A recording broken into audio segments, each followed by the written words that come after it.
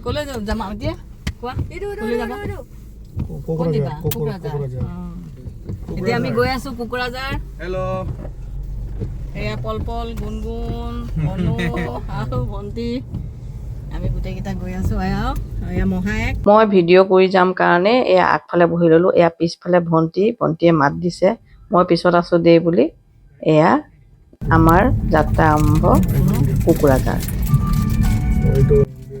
নমস্কাৰ প্ৰিয় বন্ধুসকল টাউনশ্বিপৰ পৰা ওলাই গৈ আছো এয়া আপোনালোকে দেখি গৈছে যে ফ্লাৱাৰ শ্ব' মহায়েকে কৈ গৈছিলে কিন্তু এয়া হৈছে টাউনশ্বিপৰ বিবাহ ভৱন ল'ৰা ছোৱালীকেইটাই কি কৰিছে জুবিন দাৰ গান এটা লগাই দিলে কপিৰাইট লাগিব বুলি মই মিউট কৰিব লগা হ'ল মহায়েকৰ কথাখিনি আপোনালোকে ময়ে ক'ব লগা হ'ল আৰু শেষত সেইকাৰণে মিউট কৰি পেলাই কথাখিনি গৈ আছো কি দেখিলো আমি টাউনশ্বিপৰ পৰা ওলাই যাওঁতে এয়া হৈছে টাউনশ্বিপৰ হস্পিটেলখন ধুনীয়াকৈ দেখুৱাই দিছো কাষেদি আমি গৈ আছো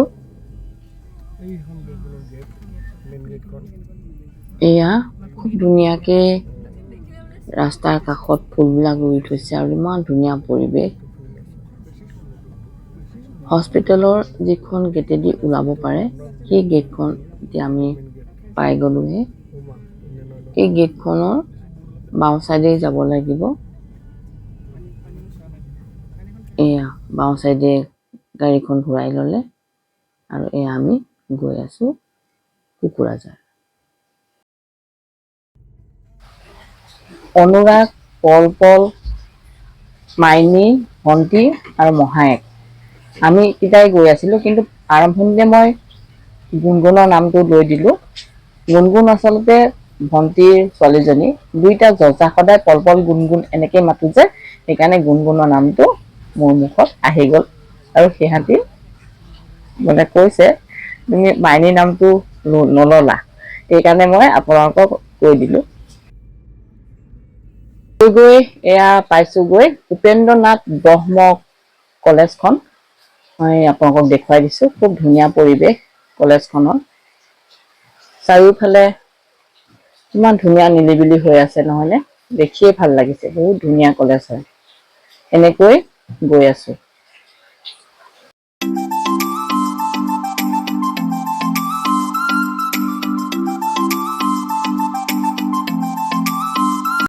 এইখনে হৈছে চাইনবোৰ্ড যিখন চাইনবোৰ্ডত লিখা আছে শিলিগুৰি কোকৰাঝাৰ আৰু ভূটান যোৱা ৰাস্তা কিমান দূৰত গৈ পাব সেইখিনিয়ে লিখা আছিলে মই আপোনালোকক দেখুৱাই গৈছো আৰু এয়া গৈ আছো ৰাস্তাত কি দেখি গৈছো সেইখিনি অলপ আপোনালোকক ভিডিঅ' কৰি গৈছো আপোনালোকে ধুনীয়াকৈ ভিডিঅ'টো চাই যাওক কোকৰাঝাৰখন ঐতিহাসিক চহৰ শিক্ষা সংস্কৃতি আৰু প্ৰাকৃতিক সৌন্দৰ্যৰ বাবে এই ঠাই যথেষ্ট পৰিচিত আমি পোৱাগৈ নাই কোকৰাঝাৰ আৰু অলপ দেৰি পিছতে কোকৰাঝাৰ সোমাম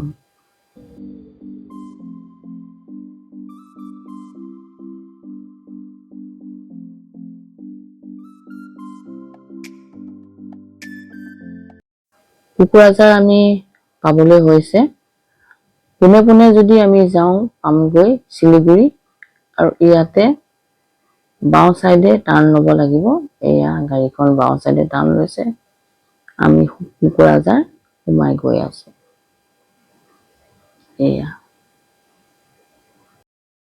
এয়া তোৰণখনেদি সোমাই গৈছো ইমান ধুনীয়া পৰিৱেশ মানুহ বসতি কম খুব ধুনীয়া লাগিছে ঠাণ্ডা নিৰিবিলি ৰাস্তা এনেকৈ আমি কোকৰাঝাৰ সোমাই গৈ আছো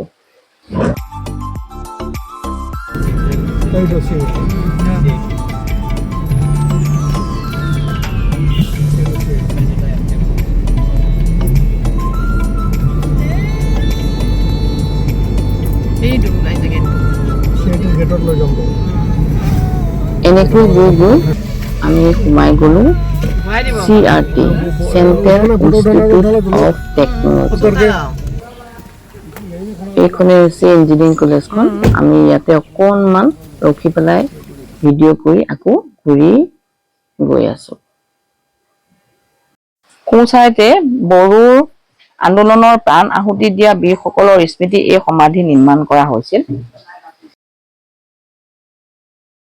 কোকৰাঝাৰৰ এই জাৰ্ণি ব্লগটো চাই যদি আপোনালোকে ভাল পাইছে, লাইক কৰিব, ছাবস্ক্ৰাইব কৰি দিব। যিসকলে ছাবস্ক্ৰাইব কৰা নাই, কাষতে থকা বেলটো টিপি অল কৰি ৰাখিব, তেতিয়া মোৰ ভিডিঅ' নটিফিকেশ্যন চবতছে আগতে পাব।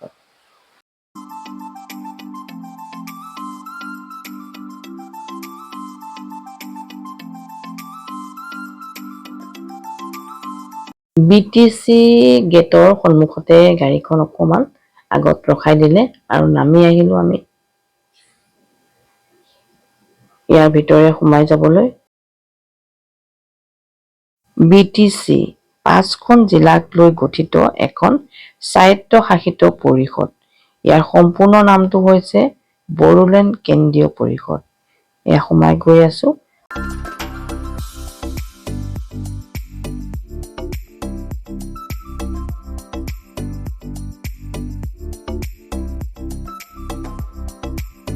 গেটখনৰ সন্মুখতে মহাত্মা গান্ধী আৰু 3টা বান্দৰ, মিছা কথা নকবা, মিছা নুশুনিবা, মিছা নকবা, যিকেইটা বান্দৰ থাকে সেই বান্দৰকেইটাও তেওঁৰ ওচৰতে ৰাখি থৈছে। চাওকচোন কিমান ধুনীয়াকৈ প্ৰতিমূৰ্তিটো বনাই ৰাখিছে মহাত্মা গান্ধীৰ।